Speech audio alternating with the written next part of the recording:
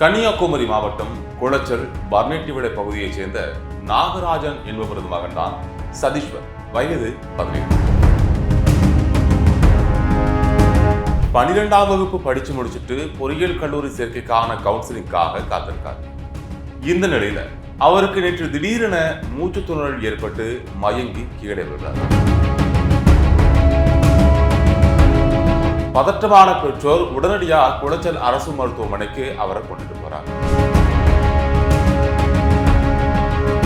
ஆனா அங்கு அவரை பரிசோதித்த மருத்துவர்கள் அவர் ஏற்கனவே உயிரிழந்து விட்டதாக தெரிவிக்கிறார். இது குறித்து தகவல் எடுத்து வந்த குளச்சல் போலீசார் அங்கு சென்று உடலை மீட்டு பிரேத பரிசோதனைக்காக ஆசாரிப்படத்தில் இருக்கக்கூடிய கன்னியாகுமரி அரசு மருத்துவக் கல்லூரி மருத்துவமனைக்கு அனுப்பி வைக்கிறாங்க. இது தொடர்பாக சதீஷ்வரின் பெற்றோரிடம் போலீசார் விசாரணை நடத்துறாங்க.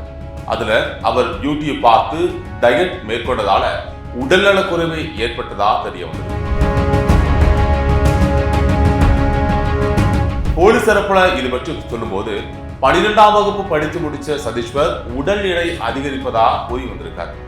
கல்லூரிக்கு சொல்லும் போது உடல் பருமனாய் இருந்தா சக மாணவர்களின் கேலி கிண்டலுக்கு ஆளாக நேரிடலாம் அப்படின்னு கூறி உடல் எடையை குறைக்கும் நடவடிக்கையிலும் இறங்கியிருக்கார்.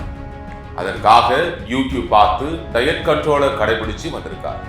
இதன்படி கடந்த 3 மாதங்களா உணவருந்தாமல் பழச்சாறு மட்டுமே அருந்தி உடற்பயிற்சி செய்து வந்ததாகவும் தொடர்ந்து பழச்சாறு அருந்தி வந்ததால சளித்தொல்லைக்கு ஆளாக்கி மூச்சுவிட சிரமப்பட்டு வந்த நிலையில தான் சதீஷ்வர் திடீரென மூச்சு திணறி மயங்கி கிடந்திருக்கார். அவரை மருத்துவமனைக்கு அழைத்து சென்ற நிலையில உயிரிழந்து விட்டதாக பெற்றோர் கூறியிருக்காங்க. இது குறித்து தொடர்ந்து விசாரணை நடத்திட்டு வரோம் அப்படின்னு போலீஸ் தரப்புல கூறியிருக்காங்க. உடல் பருமனை குறைக்க நினைக்கும் நபர்கள் முறையான அங்கீகாரம் பெற்ற சிறப்பு மருத்துவர்களின் ஆலோசனையை பெற வேண்டும்.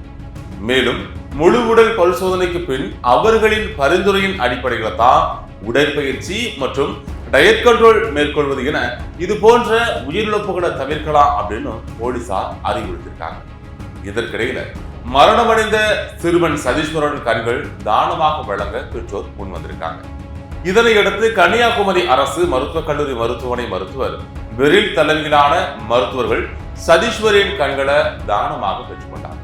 சிறுவன் சக்தீஸ்வர் உயிர் பிரிந்தாலும் அவரது கண் தானத்தால இந்த உலகில் இன்றும் வாழ்ந்து கொண்டு தான் இருப்பார்.